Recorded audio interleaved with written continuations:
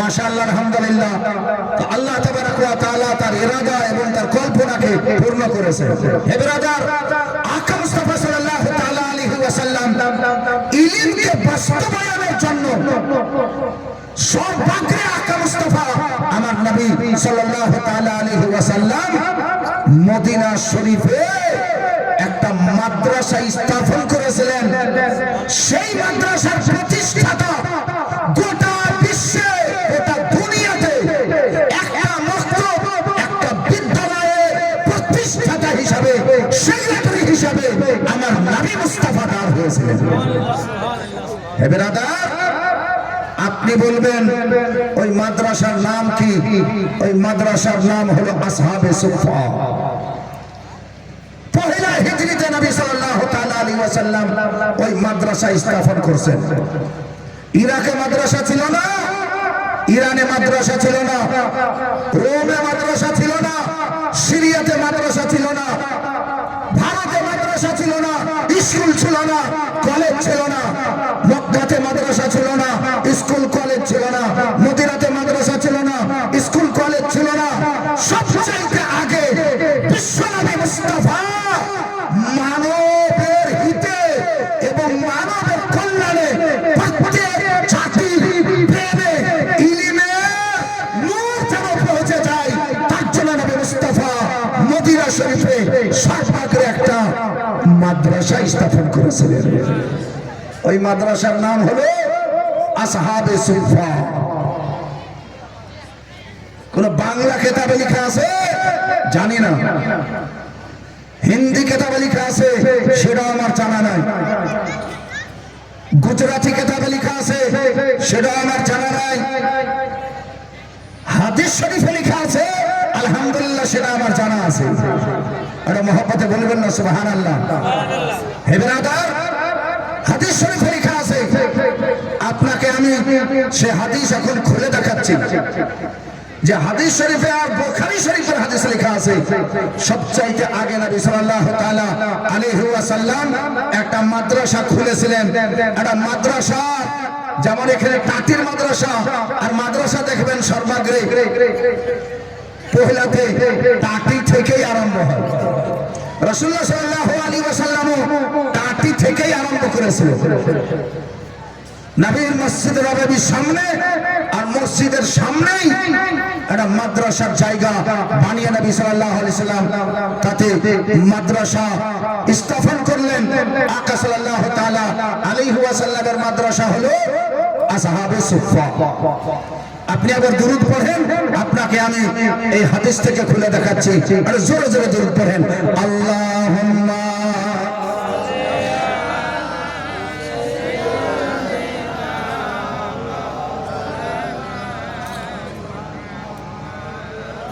আর table ফেবুল হলে ভালো লাগতো, টেবিল হবে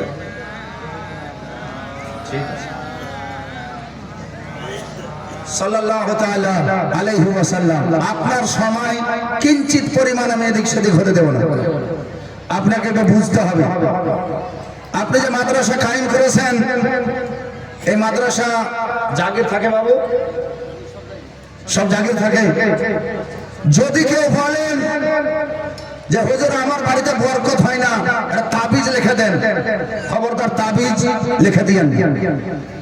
পানি পড়ে দেন, আমার বাড়িতে বরকত হয় না, পানি তাকে পড়ে দিয়েন না। তাহলে কি করতে হবে? যার বাড়িতে বরকত হয় না, এই মাদ্রাসাটা থেকে একটা তালবে ইলম নিয়ে যে জাগির রেখে নিয়েন, 3 মাস পরে আমাকে ফোন করে বলিয়েন হুজুর তাবিজ লাগবে না, বরকত আসতে লেগেছে। আরে জোরে বলতে হবে সুবহানাল্লাহ।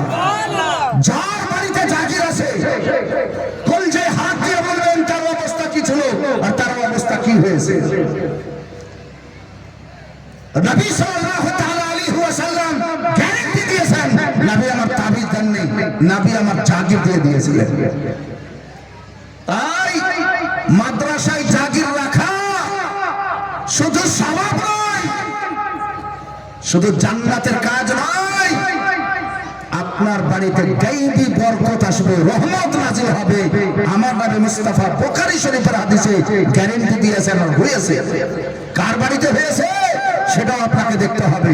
এবার আদার এই যে আমার হাতে আপনি বুখারী শরীফ দেখতে পাচ্ছেন, এটা হলো বুখারী শরীফ, পহেলা খণ্ড, প্রথম খণ্ড, পৃষ্ঠা নম্বর হলো 84 আর 85, আর হাদিস নম্বর হলো 594।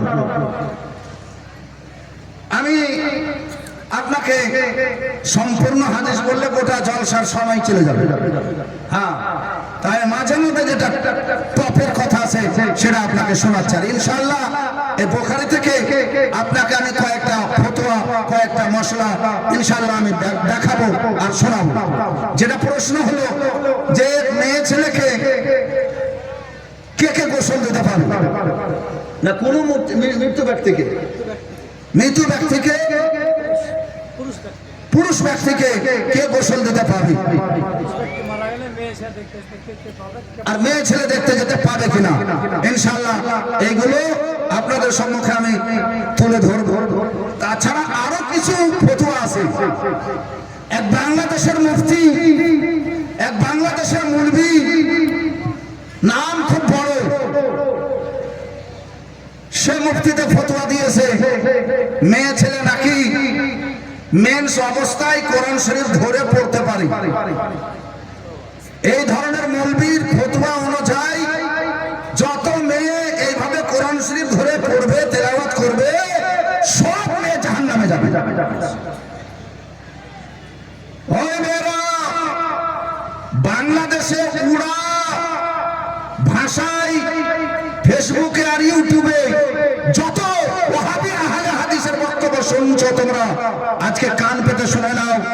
তারা যে ভৌতবাদী কথা বলে তোমাদেরকে শয়তানের মতো কাজ করাচ্ছে তোমরা বুঝতে পারছো না।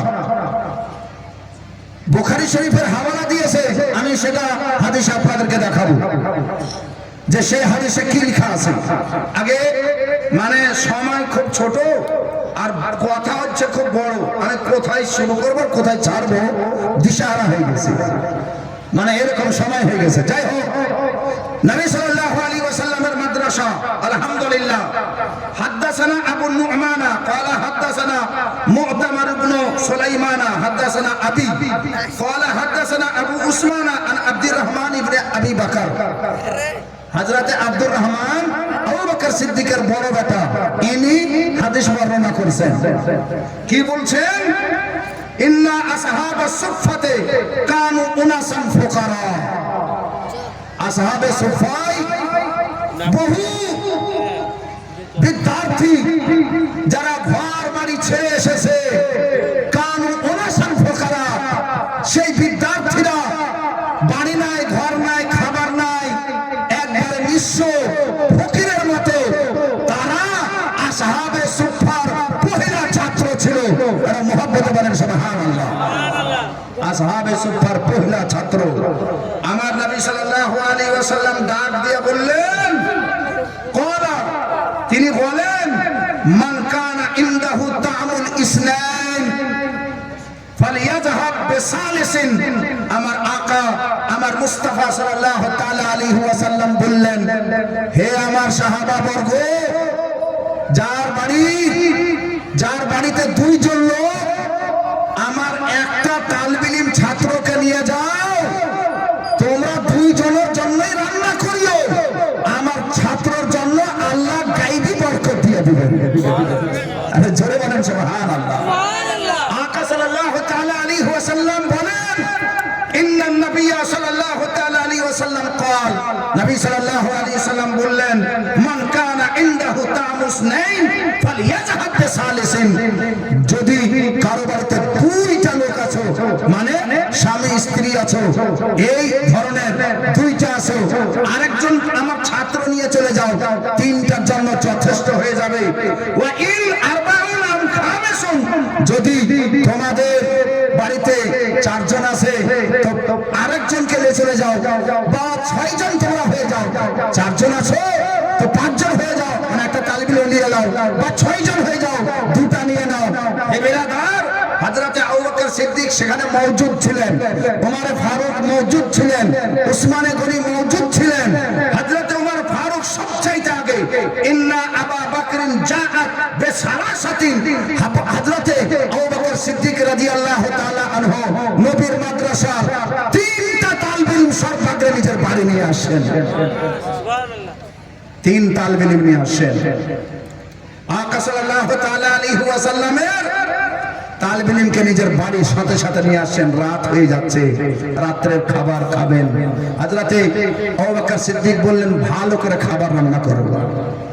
বিবিকে বলছেন, বিবি খুব খুশি তিন ছাত্র দেখে, মাদ্রাসার ছাত্র দেখে।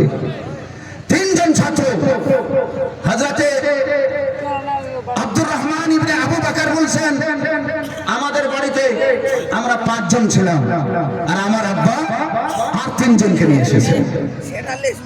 খাবার রেডি হয়ে গেছে, আবু বকর সিদ্দিক এখনো আসে না। হযরতে আবু বকর সিদ্দিকের বিবি ইয়া মুহতারামা, ইনি ছাত্রদেরকে খেতে বলছেন। এরা বলছেন যে আবু বকর সিদ্দিককে আসতে দেন, একসঙ্গেই খাবো। প্রাণের বন্ধুগণ আমার, আকা মুস্তাফা সাল্লাল্লাহু তাআলা আলাইহি ওয়াসাল্লামের মাদ্রাসার ছাত্ররা বসে আছেন। হযরতে আবু বকর নবী মুস্তাফার দরবারে আছেন, আকা মুস্তাফার মাদ্রাসায় বসে আছেন। ইশার নামাজ হয়ে গেল, আবু বকর এখন পর্যন্ত আসছেন না। হযরতে আবু বকর সিদ্দিক রাদিয়াল্লাহু তাআলা আনহু মনে করছেন, আমার ছাত্ররা খেয়ে দিয়ে চলে আসবে, কিন্তু না, এখন পর্যন্ত সেই ছাত্ররা অপেক্ষায় রয়েছেন আবু বকরের সঙ্গে খাবো, কিন্তু হলো না। হযরতে আবু বকর সিদ্দিক রাদিয়াল্লাহু তাআলা আনহু একটু রাত হয়ে গেছে, বাড়ি আসেন। আসার পরে বিবিকে বলছেন, ও আমার বিবি জান, কি তুমি নবী মুস্তাফার ছাত্ররাকে খাওয়িয়ে দিয়েছো? হযরতে আবু বকর সিদ্দিকের বিবি মুহতারামা বলছেন, আবা হাসাবাকা বিজাইফিকা, আপনাকে আপনার মেহমান থেকে কে রুখে দিয়েছিলেন? আপনার মেহমান বাড়িতে আছে, আর আপনি কোথায় ছিলেন এত রাত্রে? জোরে বলবেন না সুবহানাল্লাহ। কোনদিন জীবনে জাগির বলেন, মেহমান বলেছেন। মেহমান রাসূল সাল্লাল্লাহু আলাইহি ওয়াসাল্লামের মেহমান। আমরা যে বলি বাংলা ভাষায় তালবে ইলমকে মেহমানে রাসূল, এখান থেকেই বলা হয়। জাইফিকা মানে আপনার মেহমান যে এসেছে রাসূলের দরবার থেকে, যারাই তালবে ইলম আসে তাদেরকে সেই যুগের সাহাবায়ে কেরাম মেহমান বলেছেন। হে বেরাদার, নবী সাল্লাল্লাহু তাআলা আলাইহি ওয়াসাল্লামের পহেলা খলিফা হযরতে আবু বকর সিদ্দিক বললেন, রাত তো হয়ে গেছে, মানে তো তাদেরকে কিছু খাওয়িয়ে দিয়েছো কিনা? বলে, না, তারা তো এখনো খায়নি। হযরত আবু বকর সিদ্দিকের বড় বেটা আব্দুর রহমান রাদিয়াল্লাহু তাআলা আনহু বাবার ভয়ে লুকিয়ে গেছে যে আমাকে হয়তো রাখবে আমার উপরে, যে এখন পর্যন্ত খাওনি, কিন্তু আমরা তো খাবার দিয়েছি। তারা হযরত আবু বকর সিদ্দিক মানে আমার আব্বার সঙ্গে বসে খাবেন, এই কারণে এখন পর্যন্ত তারা খায়নি। হে বেরাদার, আবু বকর সিদ্দিক বললেন, আমি এক লোকমা আর খাবো না, যেখানে আমার মেহমান এখন পর্যন্ত খায়নি, বলে তিনি চলে যাচ্ছেন। আবার কিছুক্ষণ পরে আসেন, আসার পরে জানতে পারলেন যে আমার সব মেহমান পেট ভরে খাবার খেয়ে আর মাদ্রাসা চলে গেছেন। এবার জোরে বলেন সুবহানাল্লাহ। আরে বলেন একবার সুবহানাল্লাহ। বাড়িতে একটু ঝই ঝামেলা হয়ে গেছিল, কেন? মেহমানকে খেতে দেরি করেছে। কিন্তু আবু বকর সিদ্দিকের বিবি এর কোন রকমের মানে ভুল ত্রুটি কিছু নাই, ইনি তো বলেছেন খেতে। আর ছেলেরা যে তালবে ইলমেরা যে নবী মুস্তাফার মাদ্রাসার ছাত্ররা, এই নিয়তে এখনো খাচ্ছেন না বা খাননি, আবু বকর সিদ্দিক রাদিয়াল্লাহু তাআলা আনহুর সঙ্গে আমরা খাবো। যাই হোক বন্ধুগণ আমার, আবু বকর সিদ্দিক রাদিয়াল্লাহু তাআলা আনহু আসার পরে যে গামলাতে খাবার ছিল, ও এখানে এসে দেখছেন তো খাবার তো যেমনকার তেমন ধরা আছে, গোটা গামলা ভর্তি খাবার এখনো আছে। বিবিকে ডাকছেন, ইয়া উক্তা ফারাস, ওই ফারাস আব্বাসের বহিন, যারা ঝুমকে বলিয়ে সুবহানাল্লাহ। মানে শালার নাম ধরে ডাকছে বিবিকে, আর রাগের মাথায় আছে আসলেন কোথায়? তুমি বলছো ওরা খাবার খেয়েছে, তোমার ঘামলা ভর্তি আছে। বিবি বলছেন কুররাতু আইনি, হে আমার কলজার টুকরা। আরে বলবেন না সুবহানাল্লাহ? এত রাগারাগির মাঝখানেও বিবি যদি স্বামীকে বলে হ্যাঁ যে আমার কলজা, বা হ্যাঁ যে আমার কলজার টুকরা, তো ওই স্বামী কোনোদিন মারতে পারবে? বলেন ভাই। এরকম ভাষা ছিল সাহাবিয়াদের, এই ধরনের ভাষা ছিল। স্বামীকে কলজার টুকরা বলতো। আরে ঝুমকে বলো সুবহানাল্লাহ। আপনি দুটা যদি কিছু বেশি কথা বলে দেন তো আপনাকে কালফা বলবে, আপনাকে বোচা বলবে, ঘামলা বলবে, কত রকমের কথা বলবে। কিন্তু এত কিছু হওয়ার বাবজুদ আকা সাল্লাল্লাহু আলাইহি ওয়াসাল্লামের আবু বকর সিদ্দিক রাদিয়াল্লাহু তাআলা আনহু দেখছেন গোটা ঘামলা ভর্তি খাবার আছে। দেখে বললেন বিবিকে, তুমি বলছো ওরা পেট ভরে ভরে খেয়ে গেছে, আর আমি দেখছি ভরে আছে। বলে স্বামী, আল্লাহর কসম করে বলছি, আমি যতটা খাবার রেখেছিলাম তারা আমার চোখের সামনে খেয়েছে, কিন্তু স্বামীকে যতটা খাবার দিয়েছিলাম তার চাইতে বেশি এখন আমি খাবার দেখতে পাচ্ছি। আরে ঝুমকে বলো সুবহানাল্লাহ, তার চাইতে বেশি খাবার আছে। আকা সাল্লাল্লাহু তাআলা আলাইহি ওয়াসাল্লাম যে মাদ্রাসা পহিলাতে নির্মাণ করেছিলেন, তার ছাত্রকে যারা যারা খাওয়াচ্ছে তাদের বাড়িতে রহমত নাজিল হয়েছে, বরকত নাজিল হয়েছে। ফলত এলাকাবাসীকে আমি বলবো, এটা হলো বুখারী শরীফ, আর আমি বুখারী শরীফের তরজমা আপনাকে শোনাচ্ছি, শুধু অনুবাদ। এই বুখারী শরীফে লেখা আছে, মাদ্রাসার ছাত্রকে, মাদ্রাসার তালিবুল ইলমকে যদি আপনি ভালোবাসা দিয়ে খাবার দেন, ভালোবাসা দিয়ে খাবার খাওয়ান, ইনশাআল্লাহ আপনার বাড়িতে বরকত আসবেই আসবে। হযরত আবু বকর সিদ্দিক রাদিয়াল্লাহু তাআলা আনহু ওই খাবার রাত্রে নিয়ে গেছেন নবী সাল্লাল্লাহু আলাইহি ওয়াসাল্লামের কাছে। ফজরের আযান হয়ে গেল, সকাল হলো। আবু বকর সিদ্দিক বলছেন, ইয়া রাসূলুল্লাহ, আমার বাড়িতে যেটা খাবার বরকত হয়ে গেছে হুজুর, আপনি বলেছেন দুইজন যদি আসো আরেকজনকে নিয়ে যাও, যথেষ্ট হবে, আর আল্লাহ তাতে বরকত প্রদান করে দেবেন। ইয়া রাসূলুল্লাহ, আমি টাটকা টাটকি বরকত দেখতে পেয়েছি হুজুর গো, বলো তো আপনি চারটি খাবার খান। নবী সাল্লাল্লাহু আলাইহি ওয়াসাল্লাম খেলেন। আকা সাল্লাল্লাহু আলাইহি ওয়াসাল্লামের সাথে আরো কত জন ছিল, সবাই এই খাবার খেয়ে শেষ করতে পারেনি। হে বেরাদার, তো বোঝা গেল মাদ্রাসার ছাত্রকে আপনি খাবার অবশ্যই খাওয়াবেন। আমি আপনাকে যখন বুখারী ধরে নিয়েছি, তো পহিলাতে যেটা বলেছিলাম ওটাও শুনালেন।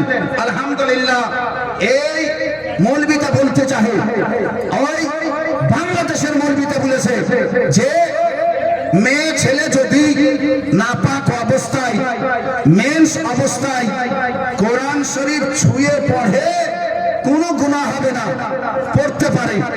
বুখারী শরীফে লেখা আছে। কোন জায়গাতে লেখা আছে? বুখারী শরীফ প্রথম খণ্ড, পৃষ্ঠা নম্বর 44। হাদিসটা শুনেন। حدثنا أبو نعيم قال حدثنا عبد العزيز بن أبي سلمة عن عبد الرحمن بن أبي القاسم ابن محمد عن عائشة قالت خرجنا مع رسول الله صلى الله عليه وسلم لا نذكر إلا الحج فلما جئنا صرفا طمست فدخل علي النبي صلى الله عليه وسلم। হযরত আয়েশা সিদ্দিকা রাদিয়াল্লাহু তাআলা আনহা বলেন, হজ করার জন্য আমি আমার রাসূলের সঙ্গে মক্কা শরীফ গেলাম।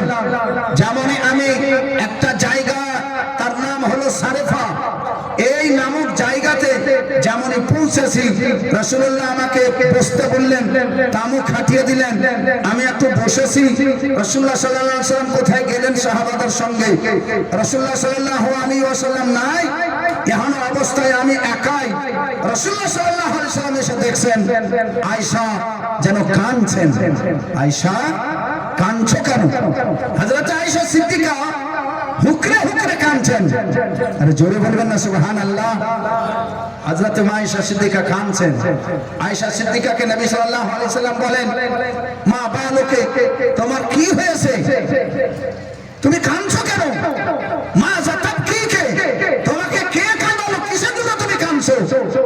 হযরত আয়েশা সিদ্দিকাকে আমার নবী মুস্তাফা বলছেন, ও আমি বুঝলাম হয়তো তোমার মেন্স চালু হয়ে গেছে, এই কারণে তুমি কাঁদছো। বলে হ্যাঁ ইয়া রাসূলুল্লাহ। সেই যুগের মহিলা কেমন ছিলেন? এত দূর থেকে হজ করতে আসলেন, মেন্স হলে নামাজ হয় না, মেন্স হলে হজ হয় না, মেন্স হলে আবার মেন্স হলে রোজা হয় না। এই অবস্থায় হজ তো হবে না।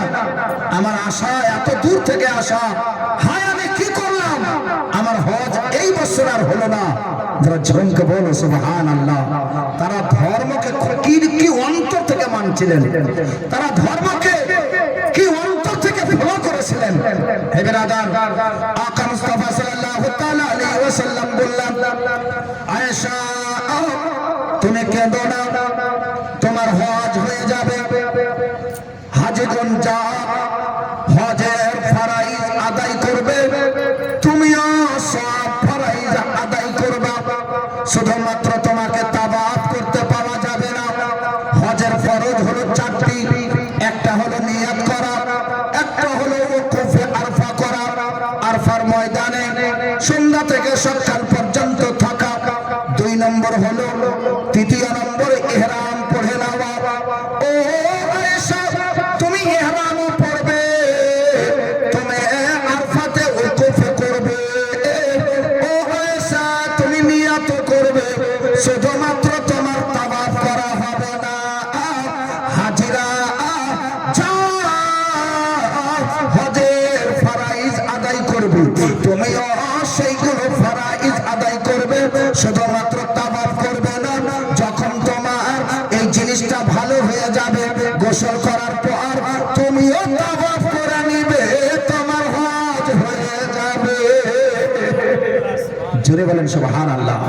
বলেন এখানে কোথায় লেখা আছে যে কোরআন পড়া জায়েজ আছে? এখানে কোরআনের কথাই লেখা নাই। এই হাদিসে কোরআনের কথাই লেখা নাই। দাগাবাজ, ফাঁকিবাজ, মুনাফিক মৌলভী আহলে হাদিস আব্দুর রাজ্জাক বিন ইউসুফ ডাঙ্কার জোরে বাংলাদেশে এই ফতোয়া দিয়েছে, মেয়ে ছেলেতে যদি কোরআন শরীফ ছুঁয়ে পড়ে তো পড়া জায়েজ আছে, পড়তে পারে। এই হাদিসে লেখা আছে। ওই কানা ফাঁকিবাজ দাজ্জাল মৌলভী, তোকে যদি লজ্জা থাকে তাহলে আর একটুকু যদি মুসলমানের বাচ্চা হওয়ার দাবি করিস, তাহলে এই হাদিসটাতে আমাকে দেখা যে কোরআন কোথায় লেখা আছে। হে বন্ধুগণ আমার, এই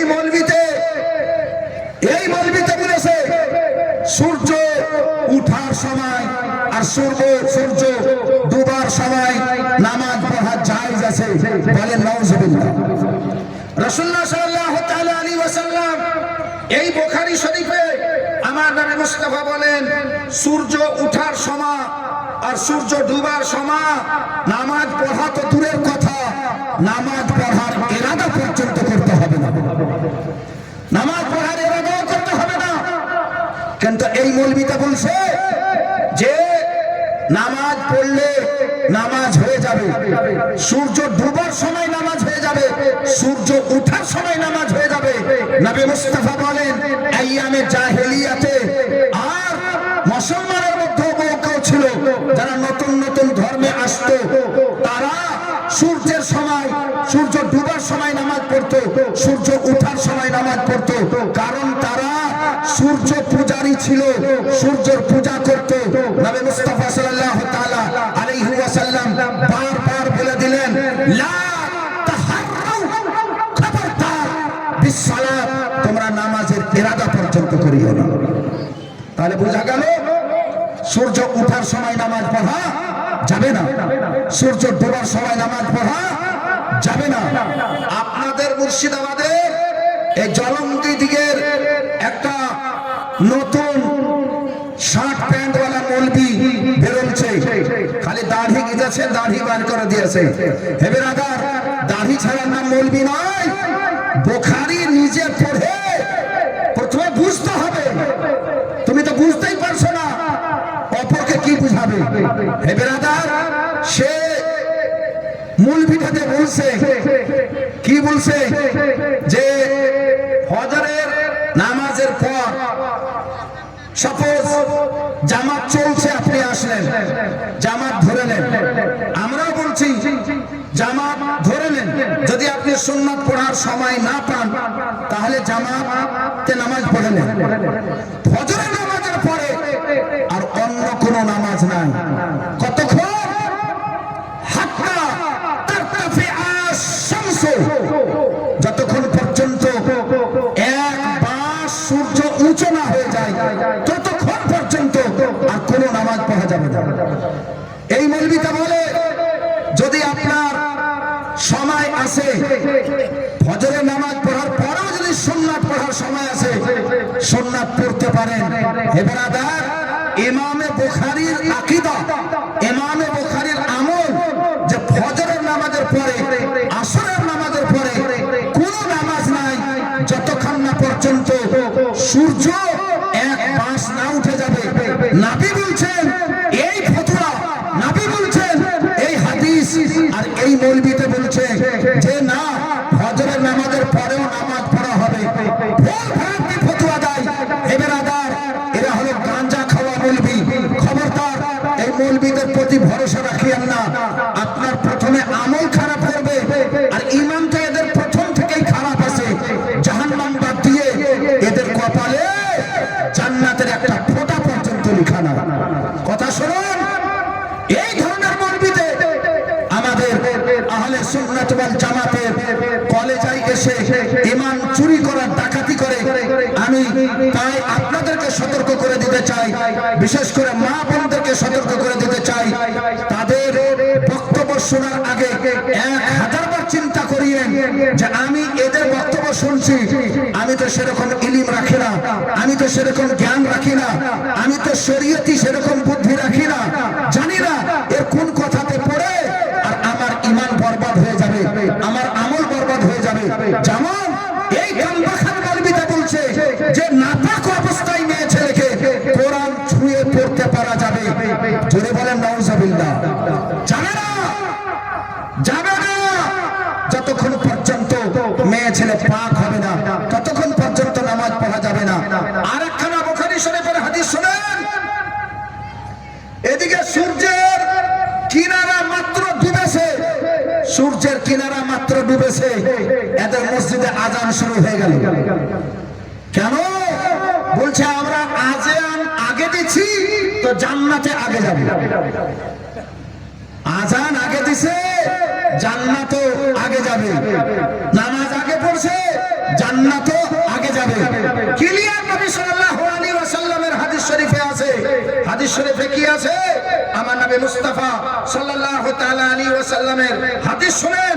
হাদাসানি ইবনু উমারা قال قال رسول الله صلى الله عليه وسلم اذا طلع حاجب الشمس فاخروا الصلاه حتى ترتفع واذا غاب حاجب الشمس فاخروا الصلاه حتى تغيب।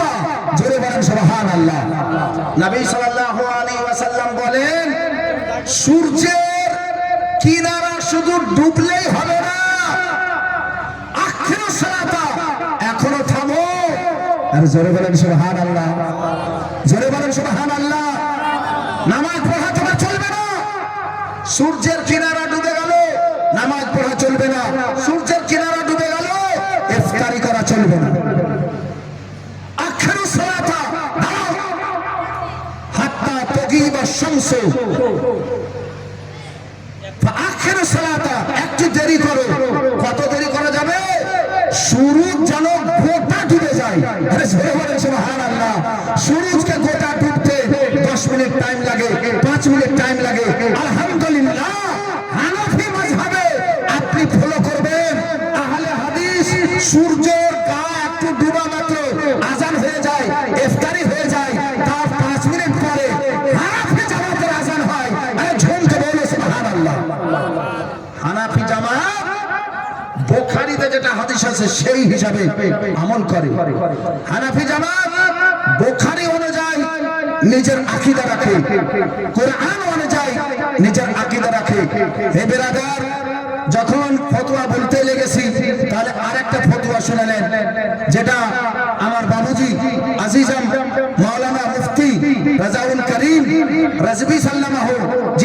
করেছে যে মৃত ব্যক্তিকে গোসল কে কে দিতে পাবে। গোসল দেওয়ার জন্য শর্ত আছে, আমানতদার ব্যক্তি যেন গোসল দেয়। মহব্বতে বলেন সুবহানাল্লাহ। শরীরে কি আছে, যেহেতু গোটা শরীর সে গুপ্ত স্থান ছাড়া গোটা শরীর সে দেখতে পায়, আর গুপ্ত স্থানে তাকে কাপড় হাতে জড়িয়ে স্পর্শ করতে হয়। জানি না তার শরীরে কি দাগ আছে কি আছে, এই জিনিসটার আমানতদার যেন হয়। আজকে গোসল দেওয়ার পরে কালকে বাজারে না বলে বেড়ায় যে এর শরীরে এইরকম এইরকম জিনিস আমি দেখেছি। তার নিজের বেটাও যদি আমানতদার না হয়, তাহলে তার বেটা যেন গোসল না দেয়। গোসল সেই ব্যক্তি দিবে যে প্রথমত আমানতদার হবে। তবে আমানতদার হিসাবে তার বেটাকে বা তার ভাইকে, যা তার নিকট আত্মীয়কে নির্বাচন করা হয়, যে সবাই বলে দিতে পারে কিন্তু এরা বলতে পারে না। জোরে বলেন সুবহানাল্লাহ। আর একবার জোরে বলেন সুবহানাল্লাহ। বিবি গোসল দিতে পারে কি পারে না? হ্যাঁ, যদি বেটা আছে, পুরুষ জাতি আছে, বিবি সেই সময় গোসল দেবে না। যদি কেউ নাই, তখন বিবিও গোসল দিতে পারে। মেয়ে ছেলের গোসল মেয়ে ছেলেতেই দিবে। একটা কথা আমি একটু বাড়তি বলি, মেয়ে ছেলের মুখ তার স্বামী দেখতে পাবে কি পাবে না? কিছু লোক এই স্বামীকে তার বিবির ইন্তেকালের পরে আসামি মনে করে, তাকে আর দেখতে দেওয়া হবে না। সবাই দেখবে কিন্তু তার স্বামীকে দেখতে পাওয়া যাবে না। সবাই তার খাট নিজের ঘাড়ে উঠাবে, তার স্বামী ঘাড়ে উঠাতে পারবে না। শরীয়ত বলছে সবচাইতে বেশি অধিকার তার খাট উঠাবার তার স্বামী রাখে। জোরে বলেন সুবহানাল্লাহ। আরে জোরে বলেন সুবহানাল্লাহ। আপনি তার স্বামীকে এই কাজ থেকে বঞ্চিত রাখেন। আর একটা মরল গ্রামের সর্দার তার বিবিকে টেনে নিয়ে আসে ঘর থেকে, লোকজনের সামনে বলে মোহরানা মাফ করে দাও। লজ্জাতে বেচারে থামতে পারে না, লজ্জাতে মাফ করে দেয়, তার মন চাহে না। কিন্তু এরা সবাই বলছে আজকে শোকের দিন, সে বেচারি মজবুরিতে লজ্জাতে যদি মাফ করে দেয় মাফ হবে না। তার সাই সম্পদ আছে, ছেলে মেয়ে আছে, সব চাইতে আগে তার বিবির মোহরানা তাকে আদায় করতে হবে। জোরে বলেন সুবহানাল্লাহ। আর একটু মহব্বতে বলেন সুবহানাল্লাহ। যা মোহরানা ধার্য ছিল সব চাইতে আগে মোহরই দিতে হবে। এই যে মরণ টেনে নিয়ে এসেছে, লজ্জাতে যদি সে মাফ করে থাকে মাফ হবে না, শরমে মাফ করে থাকে মাফ হবে না। গ্রামের মা বোনেরা কি বলবে না মাফ না দিলে মাফ হবে না। হ্যাঁ, সে যদি আগে থেকেই বা সেদিন নিজে থেকেই বলে, কেউ বলেনি, নিজে থেকেই বলে যে আমার স্বামীর মোহরানা আমি মাফ করে দিলাম, তো আলহামদুলিল্লাহ মাফ হয়ে গেছে। হে ব্রাদার, মেয়ে ছেলে কে নিজের বাড়ি থেকে নামাজ পড়তে ও মসজিদ যাওয়া সরকারে আলা হযরত আজিমুল মারতাবাত শুধু নয়, তার পূর্বেকার বড় বড় মুহাক্কিকিন, শুধু মুহাক্কিকিন নয়, স্বয়ং হযরত ওমর ফারুক রাদিয়াল্লাহু তাআলা আনহু, নবী মুস্তাফার দ্বিতীয় খলিফা আকা মুস্তাফা ওমর ফারুকের ব্যাপারে বলেছিলেন, আমার পরে যদি কেউ নবী হতো তাহলে ওমর ফারুক নবী হতো। ওয়ালাকিন্না লা নবিয়া বাদি, কিন্তু আমার পরে কোনো নবী হবে না, ফলত ওমর নবী হবে না। ওমর ফারুকের ফতোয়া ছিল কোন মেয়ে ছেলে নামাজ পড়ার জন্য মসজিদ আসতে পারে না, মেয়ে ছেলেকে নিজের বাড়িতেই নামাজ পড়তে হবে। জোরে বলেন সুবহানাল্লাহ। মেয়ে ছেলে নিজের বাড়িতেই নামাজ পড়বে, এটাই তাদের জন্য উত্তম। তো যে মেয়ে ছেলেকে মসজিদে নামাজ পড়তে যাওয়া নিষেধ করা হয়েছে, বাড়ি থেকে মেয়ে ছেলে যেন বাহিরে না যায়, ওই মেয়ে ছেলে যাবে ওই চেথুর বাপ মারা গেছে আর কেউ লাগে না, কিন্তু সবাই যাচ্ছে এই দলের দল চলল। ওখানে যাচ্ছে কিসের জন্য? দেখা কম সম, মানে রোজা কম সম, দুধ ফুটির লালচ বেশি, দুধ চারটি খেতে পাওয়া যাবে। ওখানে যাচ্ছে দেখার জন্য নয়, ওখানে ভেদার ভেদার করতে যাচ্ছে। ওই বুবুটা আসবে, ওই ফুফু আসবে, ওই খালা আসবে, তো এক নজর দেখলে কি না দেখলে, আর তারপরে এখানে দেখবেন এখানে তোর কয়টা ছেলে হইলো, তো 5টা হইলো, মাত্র 5টা, জি ভরেনি এখনো 5টা হয়ে যাবে। এগুলা গল্প হয়, এগুলা 14 রকমের। হ্যাঁ, তখন দিনটা ঠান্ডা হলো, যারা কানলে যারা হাসলে, এই তো হলো মানে বাবা চরিত্র। এটা হচ্ছে আদর্শ। খবরদার মায়েরা বোনেরা, আপনারা হচ্ছেন পর্দার জিনিস, আপনারা যাবেন না। হযরত ফাতেমা জোহরা রাদিয়াল্লাহু তাআলা আনহা মেয়ে ছেলে তো ফাতেমা নবীর বেটি হয়েও যেহেতু মেয়ে ছেলে, সেহেতু ফাতেমা মরা দেখতে যেতেন। বুখারী শরীফের হাদিসে লেখা আছে, আমার নবী নিষেধ করেছেন। জোরে বলবেন না সুবহানাল্লাহ? আরে জোরে বলবেন না সুবহানাল্লাহ? হ্যাঁ, তাই আমার মায়েরা, আমার বোনেরা, যাকে তাকে যাওয়ার সময় আপনি, আমাদের এখানে তো এরকমই পর্দার ব্যবস্থা নাই, মানে আমরা যে বোরখা পরে আর একদম ভালো করে এরকম করে যাবে, এরকম তো যাওয়া যাবে না। আর ওখানে যাওয়ার পরে কত রকমের গুনাহ হয়, আপনারা ওগুলো বুঝবেন না। কত রকমের চুগলি করা হয়, আপনারা এরকম বুঝবেন না। কত রকমের মানে কি ভুলেছে, কি রকম কি হয়েছে, এই কারণে মারা গেল, কেউ দেখছিল না, 14 রকমের পড়ে রয়েছিল, একদম পড়ে রয়েছিল, এটা গোসল করার ওটা পিঠি তো ওখানে থাকছিল, কোনোদিন আসেনি। এই শরম লাগে না, কানতে এসছে, এই শরম, এরকম হয় না বাবা? এটি করতে যায়, তো এগুলা করলে গুনাহ হবে, এগুলা করলে গুনাহ হবে। খবরদার মায়েরা বোনেরা, আপনারা গুনাহ থেকে বাঁচেন। আর আমি যে বললাম, এই অবস্থায় কোরআন শরীফ তেলাওয়াত করবেন না, এই সময় কোরআন শরীফ ছুঁইবেন না। হ্যাঁ, যদি দুয়া করতে হয়, যেমন ইন্না লিল্লাহি ওয়া ইন্না ইলাইহি রাজিউন, এটা দুআয়ে কালেমাত, রব্বানা আতিনা ফিদ দুনিয়া হাসানা ওয়া ফিল আখিরাতি হাসানা ওয়া কিনা আযাবান নার, এইগুলো দুআয়ে কালেমাত। এইগুলো যদি পড়েন তাহলে আপনাকে জায়েজ আছে। যেহেতু আপনি দুয়া করছেন, কোরআন শরীফ তেলাওয়াত করছেন না, তেলাওয়াতের নিয়তে কোরআন শরীফকে ছোঁয়া, তেলাওয়াত যদি না করেন, ওই অবস্থায় কোরআন শরীফকে ছোঁয়া হারাম আছে। কোরআন শরীফ স্পর্শ করা যাবে না। এক। দ্বিতীয় নম্বরে শুনলেন, সূর্য ডুবছে ওই সময় নামাজ পড়া যাবে না, সূর্য উঠছে ওই সময় নামাজ পড়া যাবে না।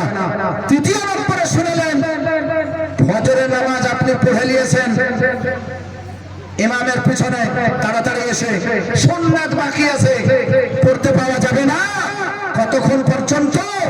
হাত্তা তারতাফি আশ-শামস, একবার সূর্য উঁচা না হয়ে যাবে ততক্ষণ পর্যন্ত আপনি সুন্নাত পড়তে পাবেন না। তারপরে আপনাকে সুন্নাত পড়তে হবে। এটাই বুখারীতে লেখা আছে। ওহাবি মৌলবীতে ফতোয়া দিচ্ছে যে না, জামাতের পরে পরে সুন্নাত পড়তে পাওয়া যাবে, ভুল ফতোয়া দিচ্ছে। এই জাহিল মৌলবী আছে, এ নিজে মাযহাবের কিতাবের ফতোয়া দিচ্ছে, বুখারী বা মুসলিম হাদিসের ফতোয়া দেয় না। ফলত আপনাকে বুখারীকে মেনেছেন, আসাহুল কুতুব বাদা কিতাবিল্লাহ, আল্লাহর দরবারে আল্লাহর কিতাব, পবিত্র কিতাব কুরআন শরীফের পরে সবচাইতে সহি কিতাব যদি আছে, তার নাম হলো বুখারী শরীফ। তাতে লেখা আছে, একবার মন থেকে দরুদ পড়েন, তারপরে আমি আপনার কাছে আসছি। আল্লাহুম্মা সাল্লি আলা সাইয়্যিদিনা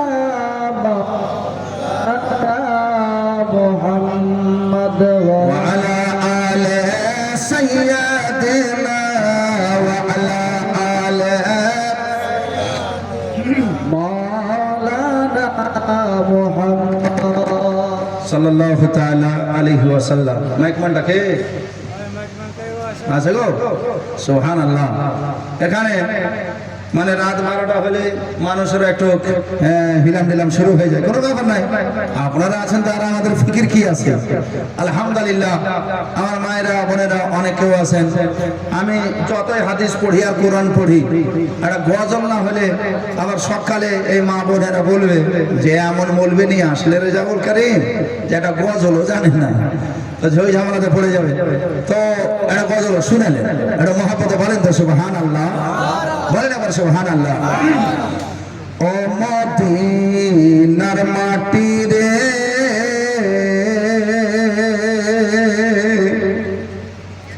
সকল সুখ বুঝি তোর কপালে,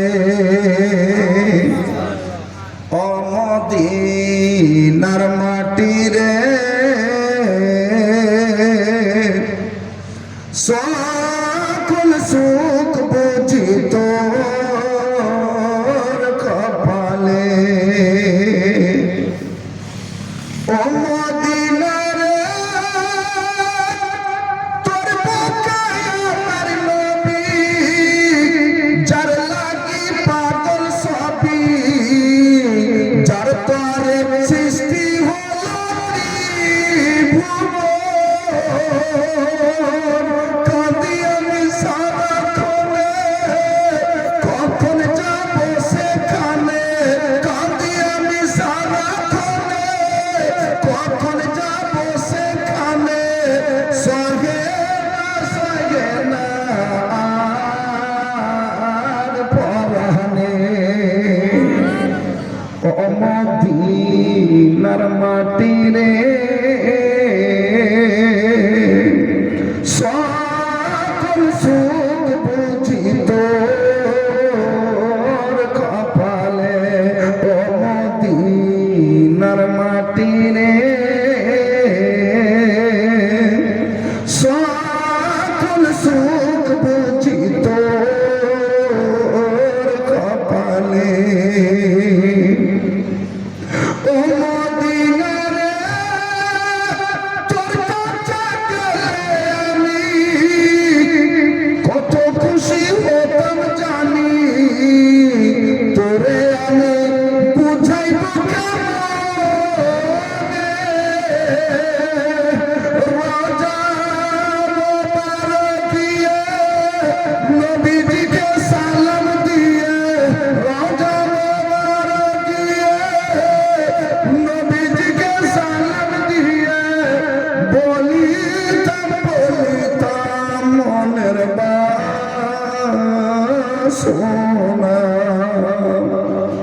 ও মদিনার মাটি রে সকল সুখ বুঝি তোর কপালে, ও মদিনার মাটি রে সকল সুখ